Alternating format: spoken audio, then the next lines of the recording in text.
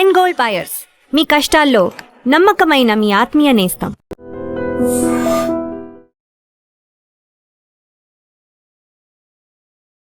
అందరికీ నమస్కారం.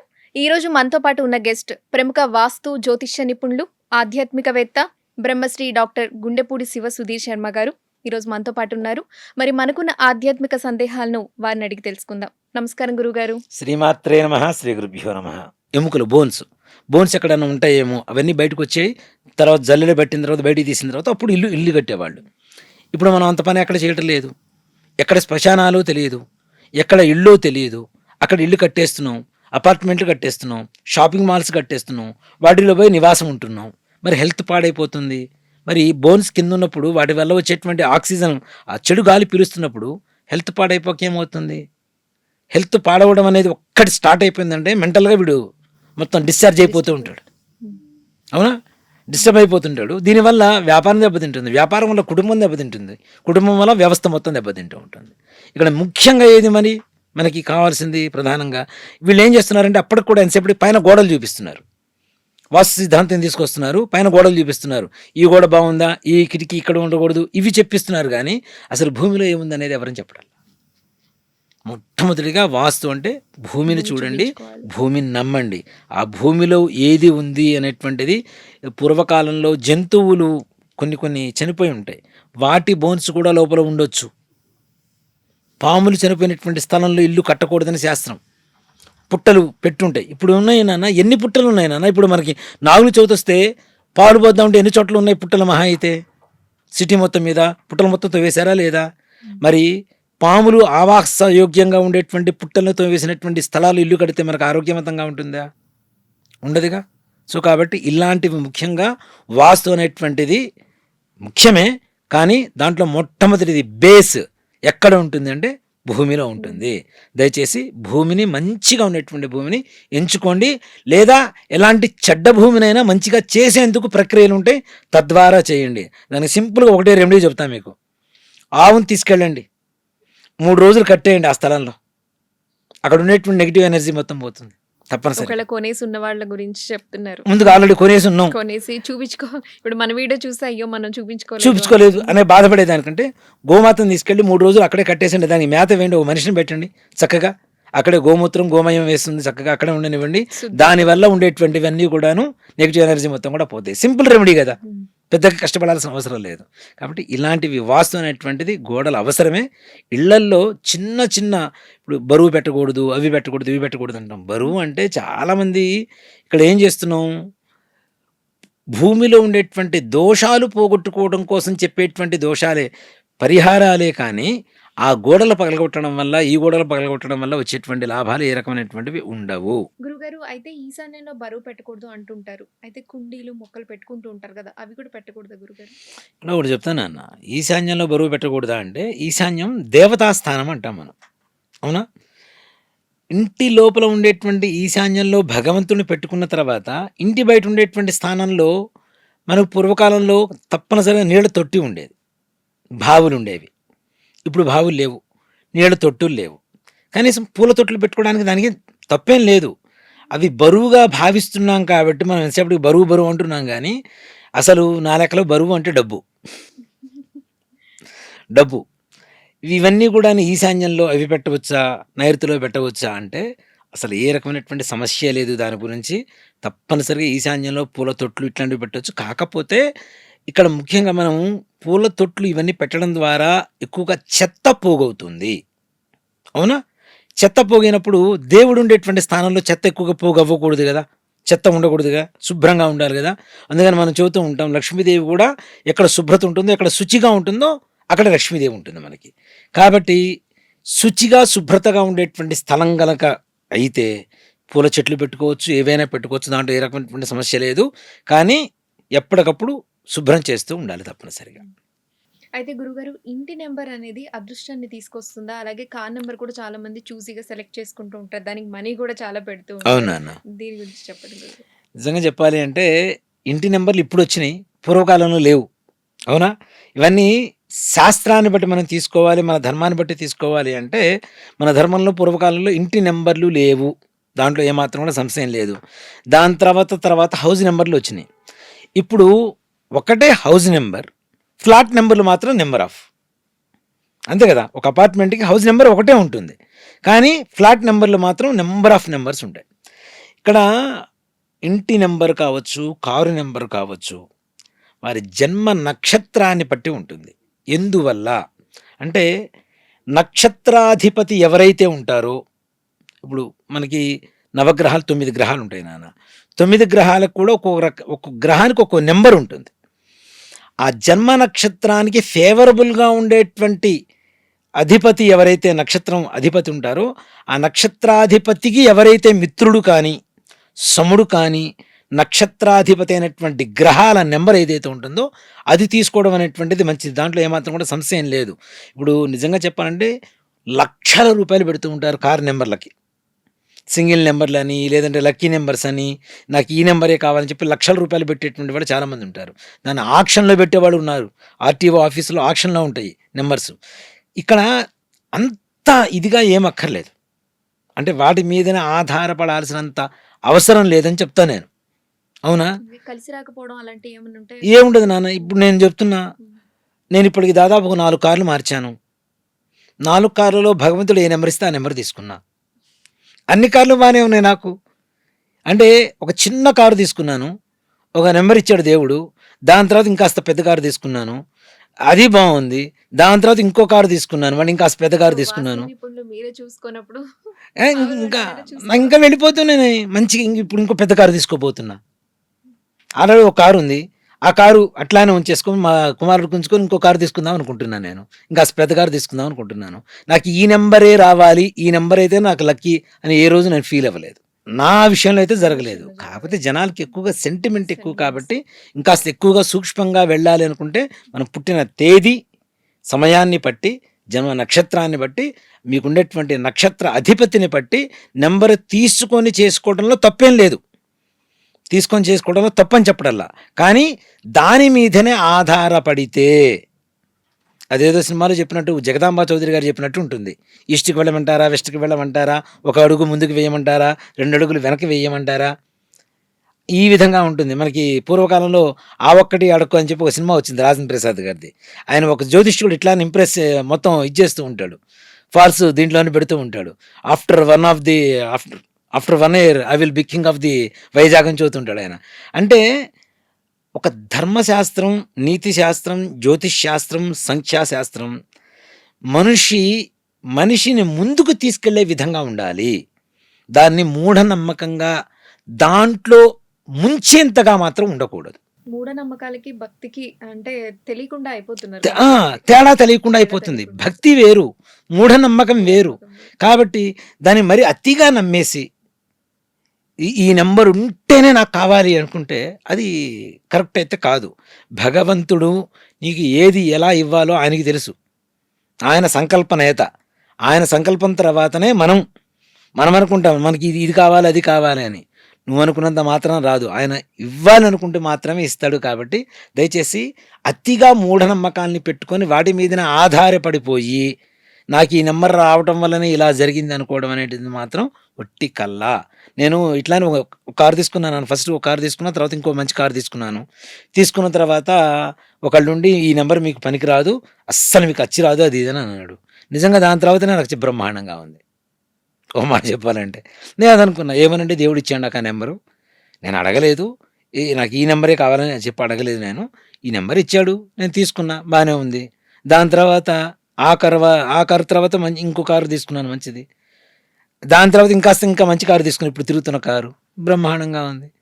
సో నమ్మకం ఉండాలి, మూఢ నమ్మకం ఉండకూడదు అనేది నా వాదన. గురుగారు, మనం నిత్యం పూజ చేసుకునే పూజా మందిరంలో అసలు ఎటువంటి పటాలు పెట్టుకోవాలి, ఎటువంటి విగ్రహాలు పెట్టుకోవాలి? ఇది మంచి ప్రశ్న. నిజంగా ఇప్పుడు ఉన్న జనాలకి చాలా చాలా అవసరమైనటువంటి విషయం కూడా. విగ్రహాలు ఉండాలా, పటాలు ఉండాలా అంటే విగ్రహమే, పటమే కాదని చెప్పాను. ఇప్పుడు ప్రొద్దున 6ంటికి లేవగలిగిన వాళ్ళు ఎవరున్నారు? కష్టం. అసలు 4ంటికి లేవమని చెబుతున్నాం, లేవట్లేదు. 5ంటికి లేదు, 6ంటికి లేదు. ఆఫీస్ 10 గంటలకి అయితే 8 గంటలకు లేచి హడావుడిగా పని చేసుకుంటూ పరిగెత్తుకుంటూ వెళ్ళిపోయేటువంటి పరిస్థితిలో ఉన్నాం మనం. అవునా? విగ్రహాలు ఉన్నప్పుడు వాటికి తగ్గ పూజ చేయాలా లేదా? ఖచ్చితంగా చేయాలి. అంతే కదా! ఇప్పుడు చిన్న పిల్లవాడు ఉంటాడు, ఇంతే పిల్లవాడు ఉంటాడు, వాడికి ఇంత అన్నం పెడతాం బాగానే ఉంటుంది. నాకు కూడా ఇంత అన్నంతోనే సరిపెట్టుకోమంటే కష్టం కదా! ఇక్కడ విగ్రహాలు ఉన్నప్పుడు వాడికి తగినటువంటి తప్పనిసరిగా పరిచర్యలు మనం చేయవలసిందే. మరి దేవుడు పటాల్లో ఉంటారు, పటాల్లో ఉంటారు. పటం వేరు, విగ్రహం వేరు. మరి అలాంటప్పుడు పటాల్లోనే దేవుడు ఉన్నాడు, సంపూర్ణంగా మనం ఇంట్లోనే పూజ చేయగలుగుతున్నాం అని నమ్ముకున్నప్పుడు ఈ దేవాలయానికి వెళ్ళడం అనేది అనవసరం కదా! అవునా? దేవాలయానికి వెళ్ళడం అనవసరం, తీర్థక్షేత్రాలకు వెళ్ళడం అనవసరం, తీర్థయాత్రలు చేయడం అనేది అనవసరం. పట్టణంలో ఒక పరిమితమైనటువంటి శక్తి మాత్రమే అంటే మనం తట్టుకోదగినంత శక్తి మాత్రమే ఉండబడుతుంది. విగ్రహాల్లో ఇంకాస్త ఎక్కువ శక్తి ఉంటుంది, లోహ విగ్రహాల్లో. అయితే రాతి విగ్రహాల్లో ఇంకాస్త ఎక్కువ శక్తి ఉంటుంది. అదే రాతి విగ్రహాలు దేవాలయంలో ప్రతిష్ఠ చేస్తే ఇంకాస్త ఎక్కువ శక్తి ఉంటుంది. అదే ప్రత్యక్షంగా పరమేశ్వరుడే స్వయంభూగా వెలిస్తే అమితమైనటువంటి శక్తి ఉంటుంది. ఇక్కడేంటి, ఒక మాట చెప్పాలంటే ట్రాన్స్ఫార్మర్ అంటాం కదా మనం, అవునా? స్టెబిలైజర్, ట్రాన్స్ఫార్మర్ కూడా కాదు, స్టెబిలైజర్. హై వోల్టేజ్ వచ్చింది, దాన్ని తట్టుకొని మన ఫ్రిడ్జ్కో మన టీవీకో ఎంత వోల్టేజ్ ఇవ్వాలో అంత ఇచ్చేది స్టెబిలైజర్ మనకి, అవునా? అలాంటిదే దేవుడు పటము, విగ్రహము, దేవాలయము, క్షేత్రము అనేటువంటి ఒక అంశాలుగా తీసుకుంటాయి. మరి పటాల్లో దేవుడు ఉండడా? తప్పనిసరిగా పటాల్లో దేవుడు ఉంటాడు. మనం ఎంతవరకు తట్టుకోగలుగుతామో అంతవరకు శక్తి ఉంటుంది. వీటిలో ఎలాంటి పటాలు ఉండాలి, ఎలాంటి విగ్రహాలు ఉండకూడదు. విగ్రహం ఉంటే ప్రతినిత్యం అభిషేకం తప్పనిసరిగా తథ్యన్న అన్న. మన ఇంట్లో పిల్లవాడు ఉన్నాడు, నిత్యం స్నానం చేయిస్తామా లేదా? అంటే ఆడవాళ్ళు పూజ చేసుకునే సమయంలో ఆ 4 రోజులు అప్పుడు అభిషేకం మరి చేయడానికి ఎవరు లేని పరిస్థితుల్లో చెప్తా, దానికి కూడా చెప్తాను. అలాంటి సమయాలు వస్తాయి కాబట్టి విగ్రహాలు ఉండొద్దని చెప్తా. అంతే కదా, ఆడవాళ్ళకి అలాంటి పరిస్థితులు ఉంటాయి కాబట్టి 5 రోజులు పనికిరాదు. కాబట్టి 5 రోజులు మన ఇంట్లో పిల్లవాడికి చెబుతున్నానన్న, మనం ఇంట్లో బాగాలేదు పరిస్థితి, 5 రోజులు ఇంట్లో పిల్లవాడికి అన్నం పెట్టకుండా ఉండం, అవునా? మనం వండుకొని తింటాం, మనం మనుషులం కాబట్టి. కానీ భగవంతుడు ముట్టుకోవాలంటే కష్టం కదా. కాబట్టి అలాంటి పరిస్థితులు వస్తాయి కాబట్టి విగ్రహాలు ఇంట్లో అంత శ్రేష్టం కాదు అని చెప్పేది. విగ్రహాలు ఉంటే ప్రతినిత్యం మగవాళ్ళైనా కనీసం వాటికి ధూపదీప నైవేద్యాలు, అభిషేకాలు ఇవన్నీ కూడా చేసుకుంటూ రావాలి. అదే పటాలు ఉన్నాయి, చక్కగా పూజ చేసుకుంటాం. పటాలకు అభిషేకం చేసే పని లేదుగా, అభిషేకం చేస్తే పాడైపోతాయి కదా పటాలు. కాబట్టి వాటికి అభిషేకం చేసే పని లేదు, చక్కగా పూజ చేసుకుంటే సరిపోతుంది. అంతేకాకుండా పటాలు ఎట్లాంటివి ఉండాలి, ఇక్కడ చాలామంది కాణిపాకం వినాయకుడిని తీసుకొస్తారు, శ్రీశైలంలో వినాయకుడిని తీసుకొస్తారు, శ్రీకాళహస్తిలో వినాయకుడిని తీసుకొస్తారు, కాశీకి వెళ్ళి విఘ్నేశ్వరుని తీసుకొస్తారు. 4 పటాలు ఇంట్లో వినాయకుడివి పెడతారు. అలాగే అన్నపూర్ణేశ్వరి అమ్మవారి ఫోటో ఒకటి తెస్తారు, ఇంకో చోట ఇంకో అమ్మవారి ఫోటో తీసుకొస్తారు, ఇంకో అన్నపూర్ణేశ్వరి అమ్మవారిది. ఇట్లానే ఒక్కొక్క దేవతకు సంబంధించినటువంటి ఫోటోలు 4-5 పెడుతుంటారు దేవుడి గదిలోనే. అలా ఎప్పుడూ ఉండకూడదు. ఒక దేవుడి ఫోటో ఒకటి మాత్రమే ఉండాలి. అంతేగాని గణపతి 4 ఫోటోలు, వెంకటేశ్వర స్వామి వారి 4 ఫోటోలు, లక్ష్మీ అమ్మవారు 100 ఫోటోలు ఉంటే 100 సార్లు మనకు ఫలితాన్ని ఇస్తుందని 100 ఫోటోలు, ఇట్లా ఎప్పుడు కూడాను అధిక సంఖ్యలో ఒకే రకమైనటువంటి దేవతా విగ్రహాలు కానీ పటాలు కానీ ఇళ్లల్లో ఉండడం శ్రేయస్కరం కాదు. దీంట్లో ఇంకొకటి కూడా చెప్తాను, ఉగ్రదేవతల ఫోటోలు ఇళ్లల్లో ఉండకూడదు అనేటువంటిది చాలామంది కూడా ఇప్పుడు ఉన్నటువంటి నానుడి. ఉగ్రదేవతలు అంటే మనం చేసేటువంటి ఆరాధన బట్టి ఉంటుంది. అమ్మ, ఇప్పుడు కాళీమాత ఉంది నాన్న, కాళీ మాత, మాత అంటే తల్లే కదా, ఆవిడ కూడా తల్లే కదా, మన పట్ల కక్ష కట్టే విజయది కదా. కాకపోతే జాగ్రత్తగా ఉండవలసినటువంటి అవసరాలు ఉంటాయి. కాబట్టి ఆ జాగ్రత్తలు తీసుకుంటూ ఉగ్రదేవతల ఫోటోలైనా, అంటే వారాహి అమ్మవారి ఫోటో ఉండకూడదని చాలామంది చెబుతున్నారు, కానీ అలాంటిదేం లేదు. వారాహి అమ్మవారి ఫోటో చక్కగా ఇంట్లో ఉండవచ్చు. వారాహి అమ్మవారి ఫోటో ఎవరైతే ఆరాధన చేస్తారో ఆ ఇంట్లో భూమికి సంబంధించినటువంటి సకల సమస్యలు తొలగిపోతాయి, ఇళ్ళు కొనుక్కుంటారు, పొలాలు కొనుక్కుంటారు, గృహప్రవేశ యోగాలు కలుగుతాయి తప్పనిసరిగా. అంతేగాని వాటికి భయపడాల్సిన అవసరం లేదు. ఎవరో ఏదో చెప్తూ ఉంటారు. ఇక్కడ దీంట్లో కూడా అంటే ఒకటి చెప్తానన్న, ఒక మన హిందువుల్లో ఉండేటువంటి ఒక పెద్ద ప్రారంధం అని చెప్తా. ఏంటి అంటే, వైష్ణవ దేవతలు అంటేనేమో శైవులకు పడదు, శైవ దేవతలు అంటేనేమో వైష్ణవులకు పడదు. దానివల్ల ఈ ఫోటోలు ఉండకూడదని వీళ్ళు చెబుతుంటారు, ఆ ఫోటోలు ఉండకూడదని వీళ్ళు చెబుతుంటారు. దాంట్లో ఏ రకమైనటువంటి సమస్య లేదు. అన్ని దేవతల ఫోటోలు ఉండవచ్చు, కానీ ముఖ్యంగా ఉండవలసింది గణపతి, సరస్వతి, లక్ష్మి, కలియుగ దేవుడు వెంకటేశ్వర స్వామి వారు. ఇవి ఉంటే చాలు. ఇంతకుమించి ఎక్కువ ఉన్నాయంటే ఎక్కువ ఉన్నట్టు, తక్కువ ఉంటే తక్కువ ఉన్నట్టు. కానీ ఒకే దేవత ఫోటో 4 వేసి 2 వేసి 3 వేసి ఉంచవద్దు. ఒక దేవుడి ఫోటో ఒకటి మాత్రమే ఉండాలి. విగ్రహాలు పెట్టారు, ఆ విగ్రహాలు కూడా పొరపాటున కూడా అంగుష్ట మాత్రం, ఈ వేలు సైజుకి మించి ఇంట్లో దేవతా విగ్రహాలు ఉండకూడదు. ఇవి ఉన్నాయా, ప్రతినిత్యం అభిషేకం, అర్చన, మహానైవేద్యం అంటే అన్నం నైవేద్యం పెట్టాలి. ఇవన్నీ చాలా కష్టమవుతాయి కాబట్టి పొరపాటును కూడా బొటన వేలుకు మించి తీసుకురాకూడదు. ఎందుకు అంటే ముఖ్యంగా మీకు మనిషి గుండె ఎంత ఉంటుంది, ఎవరి గుండె అయినా ఎవరి పిడికలంతా వాళ్ళ గుండె ఉంటుంది. ఎవరి పిడికలంతా వాళ్ళ గుండె, అవునా? మన గుడిలో పట్టేంత విగ్రహం తప్పితే గుడిలో పెట్టుకునేంత విగ్రహాలు ఇళ్లలో తెచ్చి పెట్టుకోవద్దు అని చెప్పేది శాస్త్రం. కాబట్టి మన గుడిలో పట్టేంత విగ్రహం అంటే ఇంత కదా, విగ్రహాన్ని ఇంట్లో పెట్టుకొని పూజ చేసుకోవచ్చు, దాంట్లో తప్పేం లేదు. గురుగారు, గణపతి ముందు గుంజీళ్లు తీయకూడదు అంటారు ఆడవాళ్ళు, ఇది ఎంతవరకు నిజం గురుగారు? గణపతి ముందనే కాదు, ఏ దేవత ముందు కూడాను ఆడవాళ్ళు కొన్ని సందర్భాలలో కొన్ని విషయాలు నిషేధించబడ్డాయి ఆడవాళ్ళకి. దాంట్లో సాష్టాంగ నమస్కారాలు కూడా ఆడవాళ్ళు చేయకూడదు. ఇప్పుడు సాష్టాంగ నమస్కారం అంటే ఏంటి? ఉరస, శిరస, దృశ్య, వచస, మనస, తథా పద్భ్యాం, కరాభ్యాం, కర్ణాభ్యాం ప్రణవ అష్టాంగ ఉచ్యతే. 8 సవ్యమైనటువంటి అంగములతో చేసేటువంటి నమస్కారమే అష్ట అంగ నమస్కారము. అష్ట అంటే 8 అంగములు, శరీరంలో భాగాలు. సవ్యమైనటువంటి 8 అంగాలతో చేసేటువంటి నమస్కారం కాబట్టి సాష్టాంగ నమస్కారం అంటాం. ఈ సాష్టాంగ నమస్కారం కూడా ఆడవాళ్ళు చెయ్యకూడదు అనేటువంటిది ఒక శాస్త్రం. అలాగే గుంజీళ్ళు, ఇక్కడ మనం ఆడవాళ్ళు దేంట్లో తక్కువ కాదు నాన్న, దాంట్లో ఏమాత్రం కూడా సంశయం లేదు. పూర్వకాలంలో వేద విద్యలు, పురాణ విద్యలు, యుద్ధ విద్యలు, అస్త్ర విద్యలు, అస్త్రశస్త్రాలు కూడా ఆడవాళ్ళు నేర్చుకున్నారు. కానీ అవి రాను ఎందుకు తగ్గిపోయినాయి అనేటువంటి విషయానికి, అలాగే ఇప్పుడు మీరు అడిగినటువంటి ప్రశ్న గుంజెళ్ళు తీయటం కానీ సాష్టాంగ నమస్కారం చేయడం కానీ ఎందుకు పనికిరాదు అనేటువంటి విషయానికి వస్తే, ఇక్కడ వేద మంత్రాలు నేర్చుకునేటప్పుడు కూడా కొన్ని మంత్రాలు ఇప్పుడు ఏం చేస్తుంటామంటే, సద్యో జాతం ప్రపద్యామి సద్యో జాతాయ వై నమో నమః, ఈ మంత్రం చెప్పేటప్పుడు నాభి దగ్గర నుంచి మంత్రం తీసుకొని చెప్తూ ఉంటాం. చెప్పినప్పుడే ఆ ఉదాత్త, అనుదాత్త, స్వరిత, దీర్ఘస్వరితాలు అని చెప్పి 4 స్వరాలు ఉంటాయి. ఇవన్నీ కూడాను మంత్రంలో పలుకుతూ ఉంటాయి మనకి. ఇప్పుడు మంత్రం అందరికీ రావాలని గ్యారంటీ లేదు, కానీ వింటుంటే ఒక రకమైనటువంటి ఆనందం వస్తుందా లేదా, ఒక వైబ్రేషన్ వస్తూ ఉంటుంది మనకి, అవునా? ఆ వైబ్రేషనే మనకు వచ్చేటువంటి ఫలితం, పుణ్యం అని చెబుతూ ఉంటాం. ఇక్కడ ఈ మంత్రాలు చదివేటప్పుడు కూడా నాభిస్థానం ద్వారా మంత్రం పలకాలి కాబట్టి ఆడవాళ్ళకి గర్భానికి సంబంధించినటువంటి దోషాలు అంటే ఏదైనా అనారోగ్య సమస్యలు రావడానికి అవకాశం ఉంటుంది కాబట్టి కొన్ని మంత్రాలు నిషేధించబడ్డాయి వాళ్ళకి. దాంతోపాటు ఇంకా ముఖ్యంగా చెప్పాలంటే ఉపనయనంలో 8 రకాల మంత్రాలు ఉంటాయి నాన్న. ఉపనయనం అంటే బ్రాహ్మణికి ఉపనయనం చేస్తాం కదా, జంధ్యం వేస్తాం కదా, ఉపనయన సంస్కారంలో 8 మంత్రాలు ఉంటాయి.